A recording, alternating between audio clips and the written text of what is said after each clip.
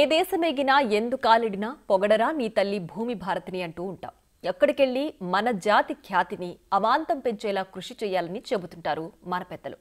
కానీ ఇక్కడ కొందరు తెలుగు వాళ్ళ బ్లాక్ మెయిలింగ్ దందాలు చూస్తే బాప్రే వీళ్ళు అక్కడికెళ్ళినా మారలేదా అనిపించక మారదు. ఇక్కడ 5 కేసులుండి అక్కడికెళ్ళి వ్యాపారులే టార్గెట్గా $1,00,000 బ్లాక్ మెయిలింగ్ చేస్తూ అడ్డంగా బుక్కయ్యాడో ప్రబుద్ధుడు. ఇంతకీ అతడెవరు? ఏమా American blackmailer story? Recent టైమ్స్లో యుఎస్ వేదికగా మన తెలుగువారి పరువు తక్కువ పనులేంటి? Let's watch.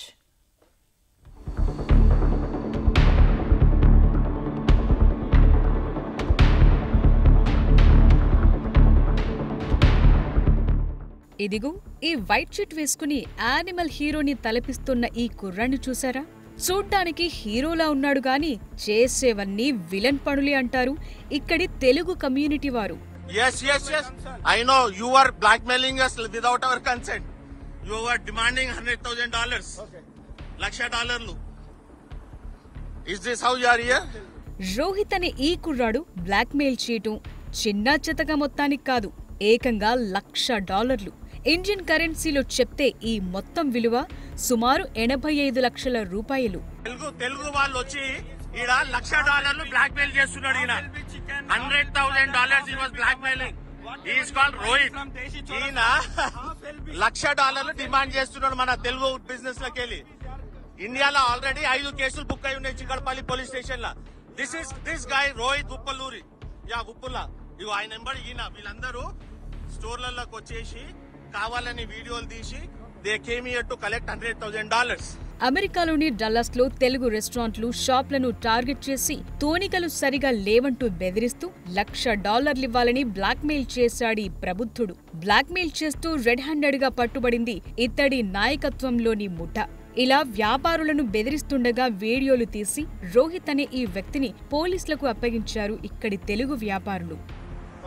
This is how Indian community here in Dallas. అవునవును కొన్నా కూడా నువ్వెవల్వి భయ్,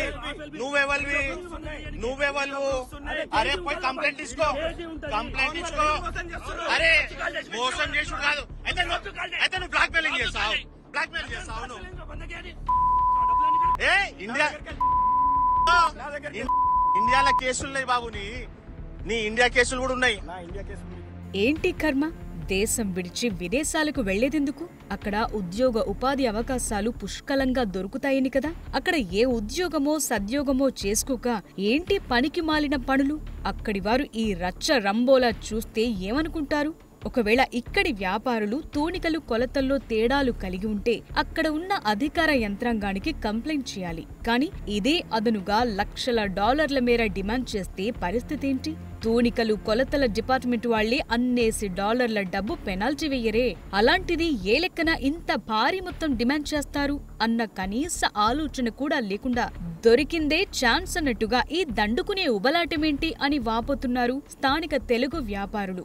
అరే మీకు జాబులు దొరుకుతలేవా బాబు? ఇదా మీరు చేసేది బ్లాక్ మెయిలింగ్?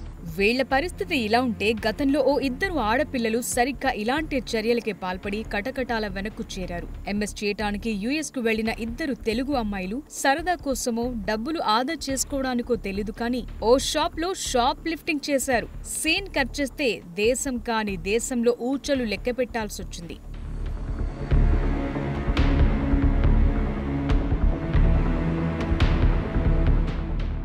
ఈ 2 అమ్మాయిలు గత మార్చిలో 900 మాడిసన్ స్ట్రీట్ లో షాప్ రైట్ లో షాపింగ్ చేసేందుకు వెళ్లారు. 27 ఐటమ్స్ తీసుకున్నారు. కానీ బిల్ పే చేసింది మాత్రం 2ంటికే. మొత్తం అయిన బిల్ $155. బిల్ పే చేసింది మాత్రం జస్ట్ $8. తమను ఎవ్వరూ చూడరు, సైలెంట్ గా సైడ్ అయిపోదామనుకున్నారు. మన ఇండియాలోనే ఇది కష్టం, మరి హైలీ సెక్యూర్డ్ అమెరికాలో అవుద్దా? వెంటనే పట్టేశారు. సీసీ ఫుటేజ్ పరిశీలిస్తే ఈ 2 అమ్మాయిల బండారం మొత్తం బయటపడింది. వెంటనే అక్కడి స్టాఫ్ పోలీసులకు ఇన్ఫార్మ్ చేయటం, క్షణాల్లో వాలిపోవటం, వారిని అదుపులోకి తీసుకోవటం చకచకా జరిగిపోయాయి. No, that's not how it works. You're getting arrested. You're coming down to the police station. ShopRite, you're not welcome here anymore. Okay. We're gonna arrest you. We're gonna bring you to headquarters. America వెళ్ళండి, తప్పులేదు. అక్కడ భారత్, మరీ ముఖ్యంగా మన తెలుగు జాతి పరువు నిలిపేలా ఏదైనా చేయండి. అంతేకాని ఇక్కడా ఇంతే, అక్కడా ఒకటే తీరంటే ఎలా? మీరు చేసే ప్రతి పని అక్కడి డేగ కళ్ళు ఓ కంట కనిపెడుతూనే ఉంటాయి. జాగ్రత్త సుమా అని హెచ్చరిస్తున్నారు మన తెలుగు కమ్యూనిటీ వారు.